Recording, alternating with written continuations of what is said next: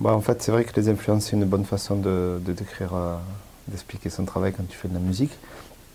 Moi, le plus souvent, je dis que je fais de la pop électro, avec comme influence principale Air, Grand Daddy, Ennio Morricone, et puis tout un tas d'autres groupes que j'ai découverts et écoutés au fil des ans. Par exemple, au fil des albums, sur le dernier album, j'ai pas mal écouté d'artistes un peu plus hip-hop et R&B comme Drake ou Kendrick Lamar ou Rihanna, je pense que ça s'entend. Mais après, ouais, j'aime aussi beaucoup Ratatat. Enfin, de manière générale, c'est la pop au sens large, à savoir des chansons de 3 minutes avec des refrains et quelque chose d'un petit peu accrocheur.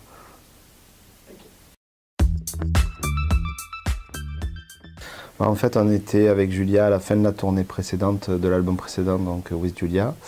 Et on avait déjà développé sur cet album une façon d'écrire qui était de plus en plus fluide. Et on avait passé des très bons moments pendant la tournée et on était quand même très fiers des morceaux qu'on avait fait. Et moi j'avais déjà commencé à enregistrer des boucles parce que c'est ce que je fais, j'essaie d'en faire presque quotidiennement en fait, des thèmes musicaux sur lesquels je reviens après. Et Julia m'a soumis Play Me Again, c'est aussi une façon pour elle de se proposer en fait, de me soumettre ses services une fois de plus. Et donc on s'est dit qu'on allait travailler encore ensemble et ça s'est fait de manière très fluide et très simple.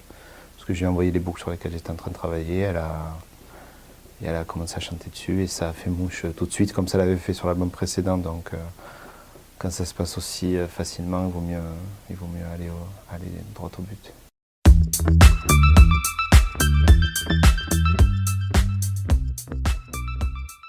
Là, en fait, pour cette fois, elle était à Marseille, donc c'est quand même un peu moins à distance que l'album précédent qui s'était fait entre Marseille et New York ou alors Chicago où elle vivait. Mais quand même, il y avait quand même, au niveau de la composition et de l'écriture, on n'a jamais été ensemble dans la même pièce. Parce que c'est quand même quelque chose de très intime, donc il vaut mieux être... moi, je sais que j'arrive pas à faire de la musique avec quelqu'un dans mon dos, quoi, et elle non plus, donc on s'est échangé des fichiers. Et après, elle venait. Par contre, on a tout enregistré ici au studio, dans ce studio-là, ici même.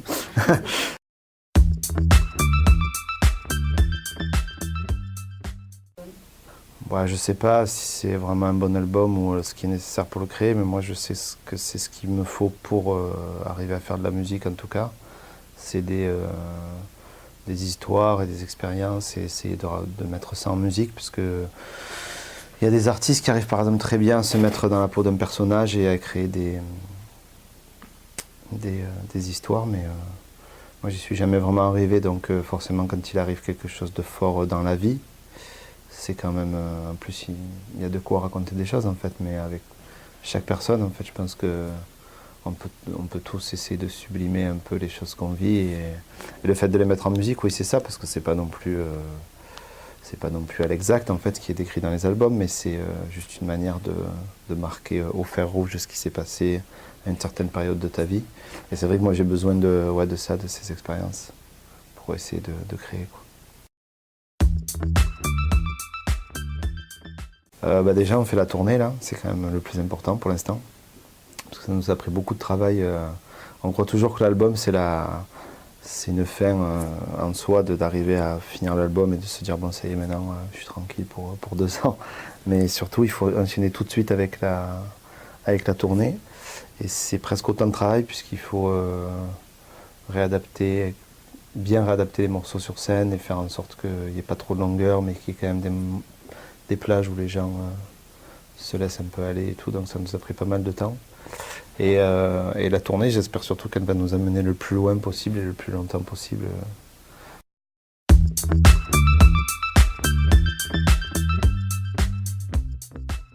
Si tu étais un quartier de Marseille. Je dirais le Vieux-Port, parce que c'est mon quartier et c'est un quartier que je connais un peu comme ma poche et que j'y suis vraiment bien. Et surtout, j'aime beaucoup. Tu veux des réponses courtes, c'est ça? Non, j'aime beaucoup le fait que moi j'ai un tout petit appartement vers le Vieux-Port, mais le fait que le quartier ce soit un peu en été, ça soit l'extension de mon appartement, tu vois, c'est comme si j'avais une terrasse en bas de chez moi. Et ouais, une très grande terrasse. Mais ouais, le fait de s'approprier un peu la ville, je pense que c'est important. C'est quelque chose qui m'a toujours plu dans les pays étrangers. En fait, ça se fait de moins en moins, j'ai l'impression, chez nous. Mais bah, tu sais, les vieux qui laissent par exemple les chaises en bas de chez eux et qui restent dans la rue pour discuter parce que la rue elle leur appartient aussi. Et moi, dans mon quartier, je sais que j'aime bien ça, me donner rendez-vous en bas de chez moi plutôt que chez moi, par exemple. Tu étais une plage. Une plage, ben, c'est pas vraiment une plage, mais je pense que c'est les rochers du Petit Nice à Malmousque. Parce que bon, j'en ai fait beaucoup, il y en a beaucoup que j'aime bien. Il y a la plage qu'on appelle avec les potes la plage Cadmerade, parce que c'est là-bas qu'il habite, même si elle ne s'appelle pas du tout comme ça. Mais juste à droite du Petit Nice, là, il y a une petite plage de galets qui est bien aussi.